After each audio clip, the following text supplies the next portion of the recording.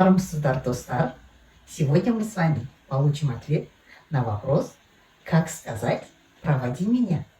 Для этого мы используем вспомогательный глагол «салу». Если он используется как основной глагол, переводится «положить вовнутрь», «строить», «класть». Например, ыдысты шкафка сал, положи посуду в шкаф. Или же вежливо ыдысты шкафка салшы, положи посуду в шкаф, пожалуйста.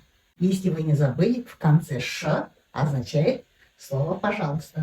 Қаламды сөмкеге салмышы. Положите ручку в сумку, пожалуйста. Олар үй салды. Они построили дом. В этих предложениях слово «салу» используется как основной глагол. Но глагол «салу» очень часто употребляется как вспомогательный глагол.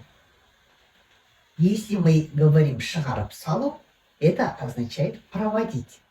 Например, «мені шығарып салшы», «проводи меня, пожалуйста». Айманды шығарып салу керек. Надо провожать Айман. Оны шығарып саласың ба? Будешь провожать ее? Или же вежливо, оны шығарып саласыз ба? Будете провожать ее? Кеше сәулені шығарып салдым. Вчера провожал Сәуле.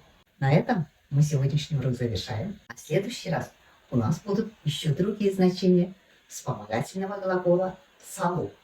Поэтому не пропускайте уроки, подписывайтесь на канал. Келесі кездескенше.